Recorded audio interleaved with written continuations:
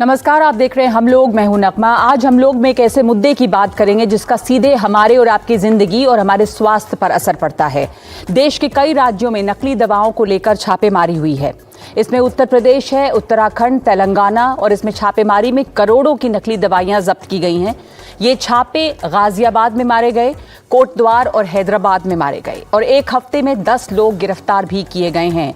उत्तर प्रदेश के 2 शहरों से गिरफ्तारी हुई है, शामली और गाजियाबाद। करोड़ रुपए की दवाइयां मिली। दवाओं में एंटीबायोटिक्स है, पेन किलर शामिल हैं। जो दवाइयां जब्त हुई हैं उनमें डायबिटीज और ब्लड प्रेशर की दवाइयां हैं। गाजियाबाद के छापे में 1.10 करोड़ की दवाइयां मिली, और इसमें कई जगह पे चॉक पाउडर, स्टार्च का इस्तेमाल किया गया, ऐसा देखा गया। ऐसे में सही डोज नहीं मिलने से ये नकली दवाइयां जानलेवा साबित हो रही हैं। एक स्टडी है एसोचैम की 2022 की, जिसमें ये साफ हुआ कि 25% जो भारतीय दवाइयां हैं वो सबस्टैंडर्ड हैं, और या तो सबस्टैंडर्ड क्वालिटी की हैं या फिर नकली हैं। इसलिए आज हम इस बात की चर्चा कर रहे हैं कि हाल के दिनों में कई राज्यों में ये धरपकड़ हुई है, लेकिन ये समस्या जो है वो कितनी बड़ी है, कहाँ तक फैली हुई है, कितनी गंभीर है, हमारे और आपके सेहत पर इसका कितना असर पड़ रहा है। हमारे साथ मेहमान, एक पूरा पैनल जुड़ा है। वरिष्ठ डॉक्टर्स हैं, वकील हैं। नकुल पसरीचा हैं जो एमडी हैं पीएसजीसी, आरके सिंह हैं वकील सुप्रीम कोर्ट में, डॉक्टर डीआर राय पूर्व सचिव हैं इंडियन मेडिकल एसोसिएशन के। हमारे साथ जूम के जरिए भी जुड़ रहे हैं डॉक्टर एसके सरीन, निदेशक हैं आईएलबीएस के, डॉक्टर राजीव सिंगला, महासचिव एआईओसीडी, डॉक्टर नरेंद्र गुप्ता, स्वास्थ्य अधिकार कार्यकर्ता, डॉक्टर विरंची शाह, राष्ट्रीय अध्यक्ष आईडीएमए। डॉक्टर विरंची शाह, जो हाल के दिनों में ये धरपकड़ हुई उससे हम लोगों को समस्या कुछ समझ में आई, लेकिन ये समस्या क्या नई है, कितनी पुरानी, कितनी फैली हुई समस्या, कितनी बड़ी है ये समस्या?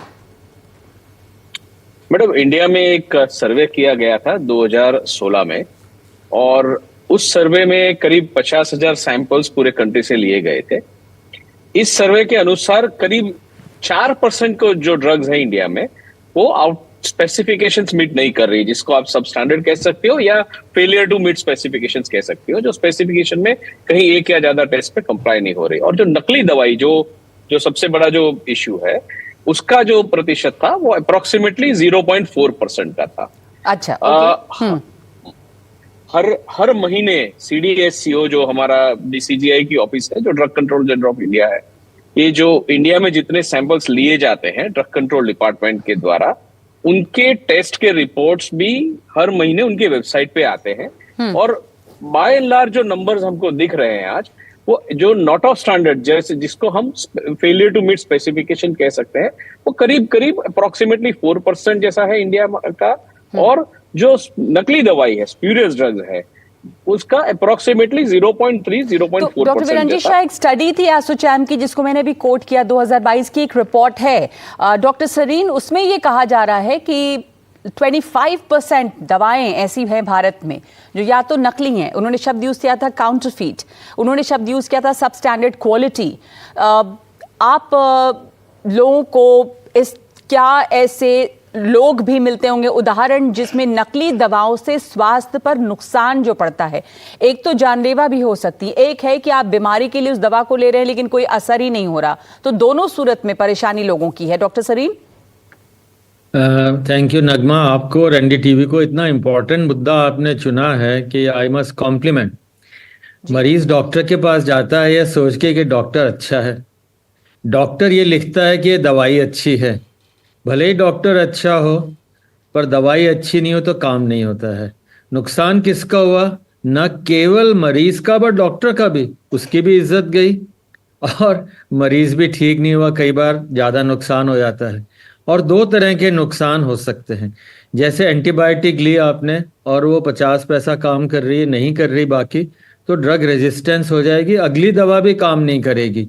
और कई बार वही दवा अगर ओवरडोज में चली गई, जैसे यूके में भी हुआ, प्रीगाबालिन करके एक दवा, ये कई डेथ्स हो गई उसके द्वारा। तो अंडर और over reactions of the drugs can occur. और सबको पता है, डब्ल्यूएचओ की एक रिपोर्ट थी 2010 की, उसमें करीब 10%, 1 in 10, डब्ल्यूएचओ की रिपोर्ट इंडिया की थी, 1 in 10 were told to be sub standard या सॉट टू से फेक। तो मुझे इससे कई सारे परेशानियां लगती हैं। जी। सारी जगह है, खाली भारत में नहीं है, पूरी दुनिया में फेक मेडिसिन का ये एक सिलसिला है। और जब ये वेट लूजिंग की जो नई पेन्स आ गए हैं जिससे कि आप जल्दी से वेट लूज करें, वो तो और ज्यादा फेक हैं। हम्म। तो हम लोगों को, और जो ऑनलाइन खरीद रहे हैं उसकी तो कोई हिसाब ही नहीं है। तो इससे हमें डॉक्टर्स को सबको बड़ा केयरफुल रहना है कि क्वालिटी मेडिसिन मिले। पर हाँ, ये भी हमें ध्यान रखना है कि जिन लोगों ने यह काम किया उन्हें छोड़ा नहीं जाए। हेल्थ इम्पैक्ट्स यूके इसके का क्या क्या रूल- दिखे हैं डॉक्टर सरीन? आपने कहा ना कि एक तो ड्रग रेजिस्टेंस भी हो जाता है, और कई बार ये भी होता है कि मिलावट भी कई तरह की होती है। किस तरह की मिलावटें देखी जा रही हैं दवाओं में? देखिए, कॉर्न, मिलावट- स्टार्च, और हमने चौक की बात की, कितना नुकसानदेह है वो आपके ऑर्गन्स के लिए, लिवर के लिए, या क्या और मिलावट भी की जाती है? लाखों करोड़ों लोग आपका प्रोग्राम देखते हैं। उन सबको मैं बताना चाहूंगा कि जैसे आप जो रोज दवा लेते थे या ले रहे हैं, उसका रंग बदला हुआ हो, उसका अगर ऊपर का कवर बदला हो, तो वो दवाइयाँ फेक हो सकती हैं, या आपने ऑनलाइन ली हो, या दवाई किसी दोस्त से ली हो, दुकानदार से नहीं ली हो। तो ये कई बार प्रॉब्लम्स आपकी आएंगी। और ये प्रॉब्लम्स कई बार बहुत ज़्यादा ड्रग रिएक्शंस हैं, एक्स हैं, रिएक्शंस में रैशेस हो जाते हैं। मैंने देखा कई बार फेटल एक्सीडेंट्स तक इसमें हो सकते हैं। तो हमें इसको ध्यान रखना है कि हर व्यक्ति जो दवा ले रहा है, पहले तो ज़रूरी हो तभी ले, और अगर दवा ले तो प्रिस्क्रिप्शन मेडिसिन स्टैंडर्ड शॉप से ले। डॉक्टर राय, आपका तजुर्बा क्या है? कंपनियां, जैसे बड़ी कंपनियां हैं, क्या वो ये समय समय पे देखती हैं, क्योंकि उनका रेप्यूटेशन भी एट स्टेक है, लेकिन ब्रांड नेम्स देने से, ब्रांड नेम्स, बड़े ब्रांड की भी दवाएं नकली मिलती हैं, बन रही हैं? जहाँ तक नकली दवाइयाँ बनाने का सवाल है, नगमा जी बिल्कुल ठीक कहा आपने। जब अगर कोई दवाई की कॉस्ट बहुत ज़्यादा है, तो जो स्पूरियस मेडिसिन मैन्युफैक्चरर हैं या जो इस प्रकार के काम करते हैं, वो कहते हैं मैं इस साल्ट को इसी साल्ट के नाम से मैं मेडिसिन बताऊं ताकि मेरे को प्रॉफिट बहुत ज़्यादा हो जाएगा। और जो ब्रांड जो बड़ी कंपनियां हैं वो बहुत पर्टिकुलर हैं, अपनी उनकी R&D जो काम करती हैं, उसके बाद उसको एक बार नहीं 3 बार उसको टेस्ट करके तब मार्केट में डालते हैं। लेकिन जो फेक मेडिसिन बना रहा है उसको तो सिर्फ अपने पैसे की बात है। तो मैं ये समझना चाहती हूँ कि जो फेक मेडिसिन बना रहा है, आपने कहा कि वही सॉल्ट इस्तेमाल करते हैं पर चीपर बनाते हैं, हाँ, कैसे होता है? उसमें दो कुछ तो ये भी है कि स्टार्च मिला दिया, चौक मिला दिया। नगमा जी, मैं उसी बात पे आ रहा हूँ। देखिए, अगर मेरे को कोई, सपोज मैं कहता हूँ कि हमने एम्पिसिलिन की कैप्सूल बनाई जिसके अंदर 250 मिलीग्राम साल्ट बहुत जरूरी है, मैंने 250 की जगह 200 डाल दिया क्योंकि कैप्सूल बंद हो गई है, मैंने 50 मिलीग्राम साल्ट बचा लिया, 100 के अंदर मेरे कितनी एक्स्ट्रा बन गई। लेकिन ये दवाई जब कोई भी व्यक्ति खाएगा, डॉक्टर अपनी तरफ से बेस्ट मेडिसिन करके दे रहा है कि 3 दिन के अंदर इसका बुखार उतरना चाहिए, इसका गला 2 दिन में ठीक हो जाना चाहिए, वो नहीं होता, वो आके डॉक्टर से लड़ता है। अंडरडोज है मेडिसिन, अंडरडोज है। उससे जो, जैसे डॉक्टर सरीन ने कहा, मल्टी ड्रग रेजिस्टेंस, अगर हम ओवरडोज लेते हैं तब भी हमको खराब है, अंडरडोज लेते हैं वो तब भी हमारे लिए खराब है। किस तरह के चेक्स एंड बैलेंसेस हैं इसमें? देखिए, चेक्स होते हैं, स्टेट के जो ड्रग कंट्रोलर्स हैं वो रेगुलर चेक्स करना उनकी जिम्मेवारी है, और सेंट्रल जो ड्रग कंट्रोलर्स हैं उनकी भी जिम्मेवारी है ड्रग को अप्रूव करना। लेकिन कोऑर्डिनेशन करना बहुत ज़रूरी है। और होता क्या है कि जो छोटी कंपनियां हैं, कई बार ये शॉर्टकट लेके या जो नकली दवाई बनाने के चक्कर में है, उसको तो लाइसेंस की कोई परवाह नहीं है, तो इससे वो लूप होल्स बहुत क्रिएट हो जाते हैं जिससे वो बीच में फिसल जाते हैं। लेकिन मैं एक चीज़ बोलना चाहूँगा कि जब देश की रेपुटेशन का सवाल होता है, जैसे पिछले साल अनफॉर्चुनेटली गैम्बिया कॉफ सिरप का जो हुआ, इस साल से काफ़ी स्ट्रिक्ट इंस्पेक्शंस हुई हैं और कई कंपनीज की लाइसेंस भी ली गई है। तो ऐसे मेजर्स ज़्यादा होने चाहिए। सिर्फ मतलब बाहर के कंट्रीज की जो लॉस ऑफ लाइफ हो रही है उससे हम क्यों ऐसे एक्शन लें? जो हमारी कंट्री में हो रहा है उसके लिए हमें उससे कई ज़्यादा एक्शन लेने चाहिए। राजीव सिंगला, किस किस तरह का नुकसान हो सकता है फेक दवाओं से? मैं ये कहना चाहूंगा, जो लोग दवाओं में मिक्सिंग कर रहे हैं, जैसे डॉक्टर सरीन ने बताया, मिस्टर राय ने बताया, वो सब स्टैंडर्ड प्रोडक्ट का या जो आईपी उसमें है, इंग्रेडिएंट है, उसका इस्तेमाल करते हैं और वो मार्केट में खपाते हैं। लेकिन सबसे बड़ी बात ये देखने की है कि वो जो लॉजिस्टिक चैनल है, आज कंपनियों के द्वारा माल स्टेट में उनके C&F के माध्यम से, डिस्ट्रीब्यूटर के माध्यम से, फिर उनके जो ऑथराइज स्टॉकिस्ट होते हैं उनके माध्यम से रिटेलर के पास आता है। तो हमको ये देखना बहुत जरूरी है। डॉक्टर सरीन ने बहुत अच्छी बात किया कि ये ऑनलाइन की जो एक स्थिति चल रही है उसमें बहुत ज्यादा ऐसी दवाएं खपने के चांस रहते हैं, क्योंकि वहाँ डिस्काउंट का ऑफर है। पर हमको ये नहीं ऑफलाइन और मालूम है ऑनलाइन दोनों में ये खतरा बना हुआ है, पर आप कह रहे हैं कि ऑनलाइन जो है वो ज्यादा है क्योंकि पर ऑनलाइन भी बड़ी कंपनियों की दवाएं मिलती है, तो किस तरह से आप बता रहे हैं कि ऑनलाइन में ज्यादा खतरा क्यों है? देखिए, आपने देखा होगा अभी 1-1.5 साल पहले पंचकुला में एक बड़ी कंपनी, नाम या नहीं लेना चाहूंगा, वहां उनके जो स्टोर था, बड़ा स्टोर था या उनका हब था, वहां पे नकली दवाएं पकड़ी गई और खपाई गई। आपने जो विरंची शाह ने बताया बिल्कुल ठीक बताया कि 0.004% दवाएं नकली होती हैं, बाकी सब स्टैंडर्ड होती हैं। हम देश के जो केमिस्ट हैं 12.5 लाख केमिस्ट, मैं ऑल इंडिया की ओर से सभी को आश्वासन देना चाहूंगा, ऐसा कोई प्रश्रय हमारा संगठन नहीं देता है और ऐसे लोगों के प्रति संगठन का क्या काम है? ये संगठन किस तरह से इस बात को इंश्योर करता है कि हम सब स्टैंडर्ड दवाएं ना रखें दुकानों में? नारा दिया है अपना व्यापार अपनों के साथ। इसका मतलब यह है कि हम जो हमारे ऑथराइज डिस्ट्रीब्यूटर है, हमारे रिटेलर, देश के जो 9.5 लाख 10 लाख रिटेलर है, वो लोग ऑथराइज डिस्ट्रीब्यूटर से माल खरीदे, क्योंकि they are authorise by the companies. तो उनसे माल खरीदेंगे तो निश्चित रूप से ये जो फेक दवाएं आने के या सब स्टैंडर्ड दवाएं आने के या मार्केट में खपने के चांसेस है खत्म हो जाएंगे, क्योंकि ये डिस्काउंटिंग के तहत बिकती है। ऑनलाइन में जो दवाएं बिक रही है उसमें क्यों खपने का चांस है कि वो जो डिस्काउंट ज्यादा ऑफर करते हैं तो लोग लालच में आते हैं। तो मैं आपके माध्यम से, आपने बहुत अच्छा सब्जेक्ट उठाया है, मैं आपके माध्यम से एनडीटीवी के सभी व्यूअर्स को और हिंदुस्तान की जनता को आगाह करना चाहूंगा, ऑनलाइन से खतरों से बचें। नकली दवाएं आपको किस तरह से नुकसान पहुंचा रही हैं? तो सब स्टैंडर्ड भी हो सकती हैं, यानी खराब क्वालिटी, और जानलेवा भी। ये चर्चा जारी रखेंगे इस ब्रेक के बाद।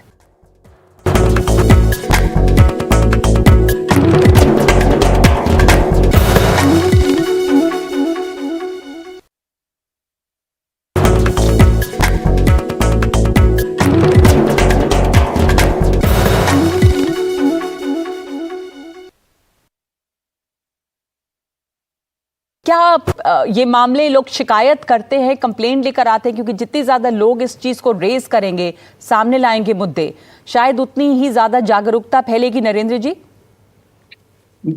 Thank you Nagma for having me.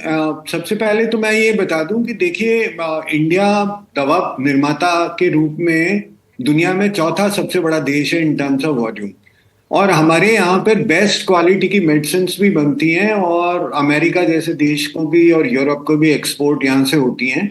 America ने अपना फूड एंड ड्रग एडमिनिस्ट्रेशन का एक ऑफिस इंडिया में इसीलिए खोल रखा है, केवल दुनिया में किसी अमेरिका के बाहर किसी देश में अगर उन्होंने अपना ऑफिस खोल रखा है तो भारत में इसीलिए खोल रखा है क्योंकि यहाँ से बहुत बड़ी मात्रा में वो दवाएं यहाँ से लेके जाते हैं। मुख्य प्रश्न आ गया है ये जो fake medicine, counterfeit medicine, spurious medicine, not of standard quality, बहुत तरह की टर्मिनोलॉजी, एडल्ट्रेटेड मेडिसिन, कितनी बड़ी है ये समस्या? उन सब के लिए जो जिस तरह का रेगुलेटरी मैकेनिज्म, जिस तरह का मॉनिटरिंग मैकेनिज्म हमको चाहिए, वो सब नहीं हो रहा है। और चूंकि वो नहीं हो रहा है और जो हमारा पेशेंट है वो बिल्कुल एक तरह से इस चीज में बिल्कुल अनपढ़ बोल सकते हैं, अनभिज्ञ बोल सकते हैं, उसको बस यही समझ में आता है कि ये दवा मैंने ली, इससे मेरी दवा ने असर नहीं किया। वो डॉक्टर के पास, या तो डॉक्टर उसने बदल लिया, या अगर डॉक्टर नहीं भी बदला है तो वो डॉक्टर के पास गए तो डॉक्टर कहता है अच्छा मैं दवा बदल देता हूँ। तो इसके कारण से केवल इन दवाओं का पता तभी लगता है जबकि ड्रग इंस्पेक्टर्स उनकी लेबोरेटरी में टेस्ट कराते हैं। एक तो सबसे बड़ी जो महत्वपूर्ण बात है वो ये है कि फ्लाई बाय नाइट जो ड्रग मैन्युफैक्चरर्स हैं, उस तरह के जो दवा बनाने वाली हैं, उनको हम कैसे रोकें, और उसके लिए पर्याप्त मात्रा में आइडेंटिफाई कैसे करें लोग, मतलब कितने फ्रीक्वेंटली ये छापे पड़ते हैं, आइडेंटिफाई होंगे फिर रोके जाएंगे? लाइसेंसिंग अथॉरिटीज हैं, और लाइसेंसिंग अथॉरिटीज के अंडर में जो दूसरे जो मैन्युफैक्चर जो ड्रग इंस्पेक्टर्स हैं, उनका काम है क्वालिटी हर बैच को चेक करना। हाँ। हर मेडिसिन के हर बैच को दोबारा से चेक करना। एक तो मैन्युफैक्चरर अपना क्वालिटी का सर्टिफिकेट देता है, पर उसके अलावा दूसरा करना। तो ये किस लेवल पे होता है? महत्वपूर्ण बात ये स्टेट लेवल, डिस्ट्रिक्ट लेवल, और कितनी फ्रीक्वेंसी है इस तरह के चेक्स की? यही तो बढ़ना चाहिए, तभी तो पता चलेगा। तो वो चेक का देखिए एक बहुत आसान सा तरीका तो ये हो सकता है जिसको कि अप्लाई किया जा सकता है बहुत आसानी से, कि अगर आप जिस हॉस्पिटल में जा रहे हैं इलाज कराने, आप उस हॉस्पिटल की जो फार्मेसी है उसी से वो दवा लें, जिससे कि वो हॉस्पिटल की भी एक तरह से जिम्मेदारी बन जाएगी। अगर वो प्राइवेट हॉस्पिटल है तो उसकी फार्मेसी से लें। अधिकार क्या क्या हैं यहाँ पर सिंह साहब, और लोग क्या शिकायत कर सकते हैं? क्या लोग आते हैं शिकायत लेकर? किस तरह के नुकसान पहुंचे हैं कंज्यूमर्स को इससे? देखिए नगमा, मैं आपको 2-3 चीज़ें बहुत स्पष्ट बता देना चाहता हूँ। इस मुल्क में जो मेडिकल लिटरेसी है वो लगभग नेग्लिजिबल है ही नहीं। अगर हम बहुत सारे जो स्टीम्ड पैनलिस्ट हैं ये बहुत हाइपर टेक्निकल बातें कर रहे थे जो हमारे जैसे लोगों को भी समझ में नहीं आएगा। जब मुझे समझ में नहीं आएगा तो तहसील और गांव में बैठे हुए लोगों को तो सरतिया समझ में नहीं आएगा। और जब भी हम किसी मसले की बात करते हैं तो हमको ये देखना होगा कि जो छोटे शहरों में, गाँव में जो लोग हैं उससे वो कितना प्रभावित है। हमारे पास, आपके पास तो चलिए एक ऑल्टरनेटिव सुविधा भी उपलब्ध है कि कोई ड्रग अगर रिएक्ट कर गया तो बड़े अस्पताल में चले जाएंगे। उनके पास तो कुछ भी नहीं है। ये बड़े काउंटर में चले जाना, बड़े प्रिस्क्रिप्शन लेके चले जाना, बड़े डॉक्टर्स के पास चले जाना, ये सारी बातें बड़ी रोमांटिक है। ये वहाँ पे जाके दम तोड़ देती हैं। दूसरी बात है रिड्रेसल की। तो हमारे पास लॉ तो हैं, ड्रग्स एंड कॉस्मेटिक एक्ट में लॉ हैं जो बाद में अमेंड भी हुए थे। उसके प्रोसिक्यूशन के भी इंतजामात हैं। कोर्ट ने 14 डेजिग्नेटेड कोर्ट अभी तक इंडिया में फंक्शन कर रहे हैं, लेकिन वो प्रॉपरली फंक्शन नहीं करते हैं। अब आपको एक बहुत डरावनी बात मैं बता रहा हूँ। 2015 से 18 तक, 19 के बाद तो कोई डेटा ही नहीं है। 2015 से 18 तक लगभग 330 प्रोसिक्यूशन या 330 केसेस हुए जिसके इन्वेस्टिगेशन हुए। उसमें से 33 ही केस जो है वो मुकदमे के लिए हाजिर हो सका, और उसमें अभी कितने पनिशमेंट हुए हैं कोई नहीं जानता है। 19 के बाद तो कोई डेटा ही नहीं है। तो अगर हम इस रेशियो में देखें तो law has patently failed in this respect, because this is not an ordinary offence, this is a most lethal offence. Other than drugs को अगर देखें तो ये इतना लीथल ऑफेंस है कि अगर इसमें मृत्यु दंड की भी प्रावधान की जाए तो वो थोड़ा है, क्योंकि जानलेवा भी है, जान जा सकती है। आप किसी के गुड फेथ को एब्सोल्युटली किल कर रहे हैं, उस लेवल पे जाके किल कर रहे हैं जहां पे बहुत मुश्किल है उसके लिए रिकवर करना। यहाँ पे कुछ लोग ऐसे हैं जिनसे मैं पूछना भी चाहूंगी कि आप में से किसी के कुछ एक्सपीरियंस है नकली दवा का? हाँ, बताएंगे आप? यस मैम, मेरा नाम सोनम है मैम। अभी रिसेंटली मेरे बेटे को कफ, कोल्ड, ये फीवर था, तो इसकी वजह से उसको मेडिकल से लेके दवाई मैं दी थी, पास के मेडिकल से। तो उसको दवाई दी, मुझे एक दिन तक तो पता ही नहीं चला। अगले दिन उसके चेहरे पे मतलब पूरा रैसेस आ गया और दाने पूरे शरीर पे आ गया, मुंह में छाला पड़ गया बहुत ज़्यादा। वो 4 दिन तक मेरा बच्चा कुछ खा नहीं पाया, और उसका ये हालत था कि मतलब इतना वीक हो गया। जब मैं उनसे गई फिर से पूछने के लिए आप क्या दवाई दिए हैं, तो उन्होंने ये बोल के टाल दिया कि आपका बच्चा वीक होगा, इस वजह से ये हुआ। और फिर वो एक एविल का सिरप दे दिए, जिससे मेरा बच्चा मतलब 3-4 दिन लगा उसको रिकवर होने में। तो और बहुत ज़्यादा, और ये तमाम छाले, ये सब एक और उसको ईचिंग बहुत ज़्यादा, इतना ईचिंग था कि पूरा बॉडी से खुजली करके वो मतलब ब्लड निकाल लेता था। बहुत ज़्यादा परेशान, मतलब वो बहुत ज़्यादा वीक भी हो गया इस वजह से। आप में से और किसी का कोई ऐसा एक्सपीरियंस आप बताना चाहेंगे, क्या हुआ? हेलो मैम, कई बार केमिस्ट भी ऐसी दवाइयाँ रेकमेंड करते हैं जो इंस्टेंटली शुगर लेवल कम करने को बोलता है। अब हम भी इस मुसीबत से बचने के लिए उस दवाई के ज़रिए लगे। जैसे ही मम्मी ने वो दवाई लेनी शुरू करी कुछ हफ्तों के लिए, इंस्टेड ऑफ शुगर लेवल कम होना, इनका शुगर लेवल इतना अनस्टेबल हो गया कि उसके बाद हमें आज तक उसके रेपरकशंस देखने पड़ रहे हैं। अच्छा, वो एक दवा खाने से? हाँ जी। और आपको किसने दवा सजेस्ट की थी? वो दवा हमने पहले टीवी पे देखी थी, और उसके टीवी पे देखी थी? किसी डॉक्टर ने सजेस्ट नहीं किया था? उसके बाद हम अपने केमिस्ट के पास गए। केमिस्ट के पास? हाँ जी। तो फिर उनसे बातचीत करने के बाद, उनसे सलाह लेने के बाद हमने वो दवा। ओके, बट डॉक्टर ये बहुत इंपॉर्टेंट बात है कि क्या केमिस्ट के रिकमेंडेशन पे, या कई लोग दवा की दुकान में चले जाते हैं, वो केमिस्ट हैं, वो डॉक्टर नहीं है, उस सुझाव पे तो दवा नहीं लेनी चाहिए। नगमा जी, सबसे बड़ी विडंबना है हमारे देश के अंदर, और मैं एक लफ्ज में एक चीज बता दूं, in my country everybody is a doctor except a qualified doctor. Ji, that's a big, एक qualified doctor एक को 10 बार सोचता है कि मैं ये दवाई इस मरीज को दूं या ना दूं। आधा गहरा, दत्थू गहरा, जिसको भी आप वर्ड देना चाहें दीजिए, वो कहेगा अरे क्या, अरे वो गोली खा लो, और हम उसी वक्त केमिस्ट के पास जाते हैं, दवाई के ले आते हैं। कई बार दवा की दुकान में भी पूछ लेते हैं कौन सी दवा चल रही है, बता दे दो। आज की तारीख में फार्मा जो मेडिसिन की दुकानें बन गई हैं, उसमें मैक्सिमम लोग वहां पे डिस्पेंस कर रहे हैं। मेरे को खांसी होगी, ये ले जा, मेरे को ये हो गया, ले जा। सबसे बड़ी बात है कि आप एक इंसान की जिंदगी से खेल रहे हो, और जो लोग की दवाइयों को बना रहे हैं, मैं उनका लेबल करता हूं, they are the merchant of death. Death, merchant of death, they are merchant of death. अगर उनको आपने खुला छोड़ दिया, पता नहीं क्या होने वाला है। लॉ, जैसे सिंह साहब कह रहे हैं, लॉ हर जगह बने पड़े हैं। सबसे बड़े भ्रामक, जो अभी हमारी एक बहन कह रही थी कि मैंने उसके अंदर पढ़ा कि इससे शुगर लेवल इतनी जल्दी आ जाएगा।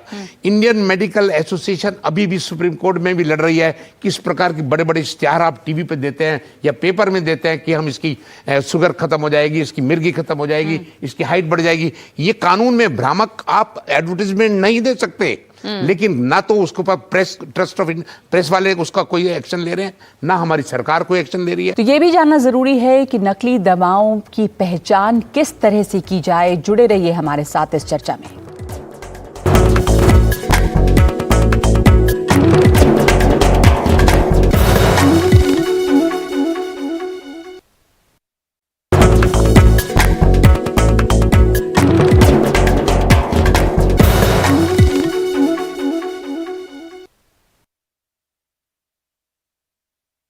आपका कोई सवाल है, आप भी पूछना बोलना चाहते हैं, कोई तजुर्बा? यस मैम, मैं एक क्वेश्चन पूछना चाहती हूँ कि we as a common people, हमारे पास इतनी नॉलेज नहीं होती, जैसे सर भी बता रहे थे कि हमारे पास इतनी नॉलेज नहीं होती कि हम ये बाइफरकेट कर सके कि कौन सी दवा अच्छी है और कौन सी नहीं हमारे लिए।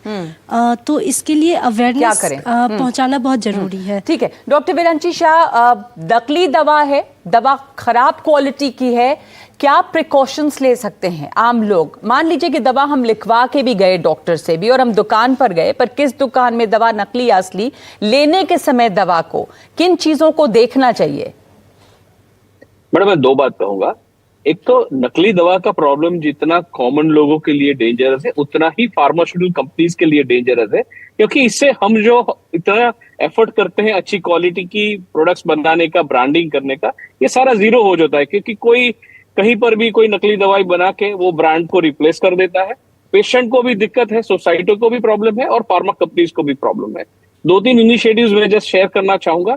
एक इनिशिएटिव ये है कि गवर्नमेंट के साथ डिस्कशन चल रहा है और फार्मा कंपनीज के हर ब्रांड पे ट्रैक एंड ट्रेस लाने का एक प्रावधान चल रहा है। अगर ट्रैक एंड ट्रेस आ जाता है, थोड़ा समय लगेगा, लेकिन जब आ जाता है तब कोई भी आपकी मेडिसिन को आप इमीडिएटली ट्रैक कर पाओगे कि ये नकली है या एक्चुअल मैन्युफैक्चरर ने बनाई। इससे ऐसी टेक्नोलॉजी से, और दुनिया में हर जगह ये एफर्ट चल रहा है, इंडिया में भी चल रहा है और थोड़े समय में आ जाएगा। दूसरी बात, जब तक ये नहीं है, एक पेशेंट के लिए मेरे हिसाब से जो आप ये जब केसेस स्टडी करते हैं तो ज्यादातर जो नकली दवाइयां ऐसे पॉकेट्स में जाती है जहां हम कॉस्ट को काफी कॉम्प्रोमाइज कर लेते हैं। जैसे हम सस्ती दवाई लेने के लिए कहीं चले गए, कोई और कॉर्नर, इसमें डॉक्टर्स भी कभी उसका शिकार बन जाते हैं, पेशेंट्स भी शिकार बन जाते हैं। डॉक्टर सरीन, आप इसमें जोड़ना चाहेंगे? अगर कोई दवा के पत्ते हम लिखवा के भी लेके जा रहे हैं, किस तरह की दुकान से लें, क्या चेक करें, शीशे पे क्या चेक करें, जो कैप्सूल्स या जो भी टैबलेट्स आप ले रहे हैं उस पर क्या देखना चाहिए? Other than manufacturing date, expiry date, company का नाम और क्या चीजें हैं? स्पेलिंग्स बताया जाता है, दवाओं की स्पेलिंग्स। देखिए, अगर हम 2 चीजों का ध्यान रखें तो रेगुलेशन सारे चेंज होके एकदम ठीक हो जाए। पहला, हर फार्मेसी का प्रिस्क्रिप्शन ऑनलाइन और वो रजिस्टर्ड होगा। वो जो प्रिस्क्रिप्शन होगा, it has to be only on the authorised signatures of a doctor.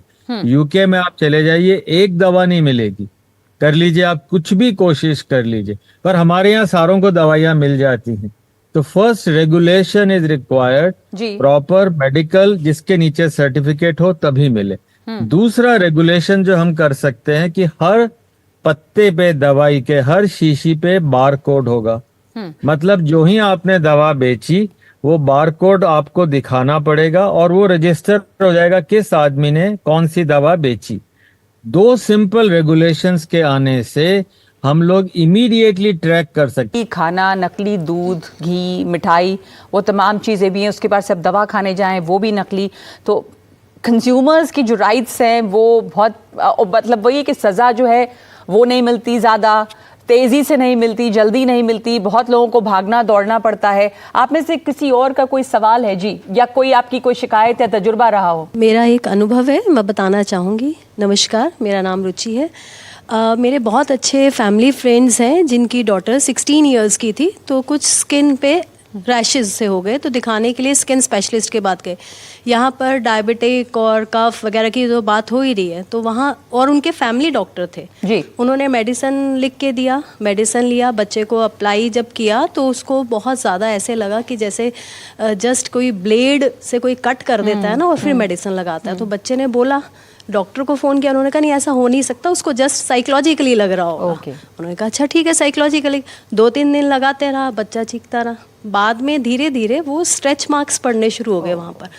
फिर वो हॉस्पिटल भागे, लाइफ सेविंग ड्रग दिया गया, तब जाकर वो थोड़ा सा नॉर्मल हो पाई। तो ये इस दवा तरह से गलत उनका दवा थी, विश्वास गलत जो थी? था एंटीबायोटिक, हाँ वो दवाई गलत, दवा गलत थी। ओके, मतलब गलत मीन्स डॉक्टर ने ठीक ही लिखा था, हाँ, वो पर वो नकली नकली थी। मेडिसिन। मेरा नाम अभिषेक पांडे है। तो जैसा कि हमने देखा था कोविड के टाइम पे फेक वैक्सीन्स के बारे में पता चला था हमें, तो आज के टाइम फेक मेडिसिन, हमें तो पता है कि फेक मेडिसिन क्या है, लेकिन मैं जिस गांव से आता हूं, मैं प्रैक्टिकली अपना एग्जांपल देता हूं, वहाँ पे लोगों को मेडिसिन के बारे में बिल्कुल भी नॉलेज नहीं है। वो डॉक्टर के पास जाते हैं, डॉक्टर ने जो उनको दवा दे दी उस पे ही वो डिपेंड हो जाते कि अरे डॉक्टर दवा दे रहा है तो वो पता होगा, वो खा लेंगे, और अगर वो ठीक भी नहीं होते तो वो इतना डॉक्टर पे ट्रस्ट करते कि खुद को ब्लेम कर लेते कि अरे मेरी गलती होगी, कुछ हुआ होगा। सब लोगों ने बात की कि डॉक्टर पे बहुत ट्रस्ट है। डॉक्टर का ट्रस्ट, कई बार डॉक्टर दवा सही लिख रहे हैं लेकिन जो दवा मिली वो सही नहीं मिली, तो उसको आप क्या करें? तो भरोसा तो आपका वो टूटता ही है। पर अब ऑनलाइन भी दवाएं मिल रही हैं, ऑफलाइन भी मिल रही है, टेक्नोलॉजी भी इतनी आ गई है, समस्या क्या कुछ और ज्यादा गंभीर हो गई है?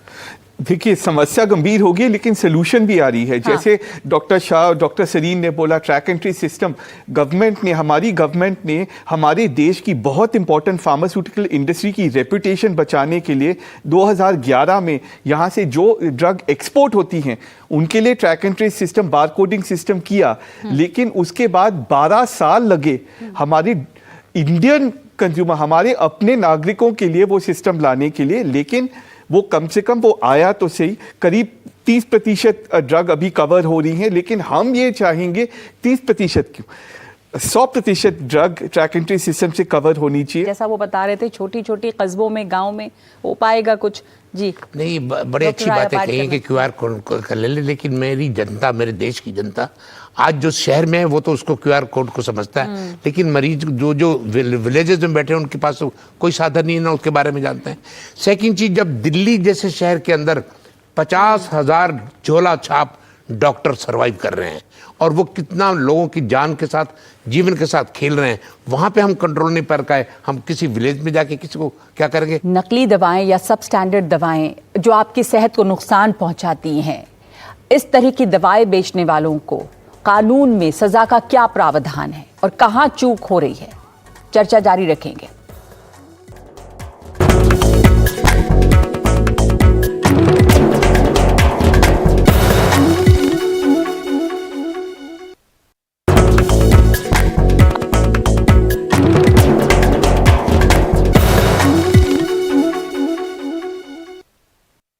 कानून है लेकिन गवर्नमेंट की तरफ से एक्शन भी कम है और इम्प्लीमेंटेशन भी नहीं है और सजाएं भी नहीं है। आखिरी आपसे मैं पूछना चाहूंगी कि सजा का प्रावधान क्या है ऐसे लोगों पर? देखिए सजा तो बिल्कुल स्पष्ट है। ये इनका एक और कंसर्न है जो ये बोल नहीं पाए। लगभग ये सारे, जैसे अभी मैडम बता रही थी कि बच्चे का ऐसा हो गया, इनको लगता है कि रिकवर कर जाए, हमारी बच्ची बच जाए, हमारा पेशेंट बच जाए, बस जाके गंगा नहा लें। लेकिन असली लड़ाई वहां के बाद शुरू होनी चाहिए। ये मुल्क में आप देख लीजिए, हुज ट्रेजेडी में कॉम्पनसेशन का प्रावधान है जी जी, लेकिन स्पूरियस ड्रग के रिएक्शंस और मौत में सरकारें इनसेंसिटिव है। ये कॉम्पनसेशन, पनिशमेंट के लिए तो चलिए इन्वेस्टिगेशन है, प्रोसिक्यूशन है। अब एक मान लीजिए कि बहुत गरीब तबके का मरीज है, वो एक नकली दवा खाने से बीमार हो गया, तो उसकी इमीडिएट जो काउंटर उसकी इलाज है उसमें उसके पैसे बहुत लग जाएंगे। वो पैसा कहाँ से बियर करेगा? लोग हार जाते हैं, इस पूरी हिम्मत हार जाते हैं। मैं आपके माध्यम से सिर्फ एक चीज कहना चाहूंगा, अगर कभी किसी को कोई भी रिएक्शन होता है, एडवर्स इफेक्ट होता है, हमारी कंपनी का, हम मेडिकल के अंदर हम लोग कर रहे हैं फार्माको विजिलेंस, एक पूरा का पूरा डिपार्टमेंट काम करता है। आप फौरन उस सैंपल को लीजिए, आप ड्रग कंट्रोलर को जाके शिकायत कीजिए, हमारे इवन की IMA के अंदर आकर आप शिकायत कीजिए, हम लोग उसको इन्वेस्टिगेट करवाते हैं। उसमें टोल फ्री नंबर भी है जी। आप मान लीजिए बहुत लोग जरूरी है, बहुत लोग लिख नहीं पाते, वो भरना बहुत कम्बरसम काम है, हमारे आपके जैसे आदमी भी भर नहीं पाएगा। टोल फ्री नंबर लीजिए, और फोन शिकायत करें। लॉन्च कर दीजिए। चर्चा चूंकि अब यहाँ पे रोकनी पड़ेगी, चर्चा इतनी महत्वपूर्ण और इतनी फैली हुई है कि इसमें बहुत कुछ कहने को है, पर हमारे पास इतना ही वक्त है। पर इसमें से एक बात जो सामने आई है कि अगर ऐसा कुछ होता है तो चुप नहीं बैठे, और जितना हम इस बात को सामने लाएंगे और शिकायत करेंगे और आगे जाएंगे, जब इस पर शोर होगा तब जाकर ही इसके ऊपर कार्रवाई भी बढ़ेगी।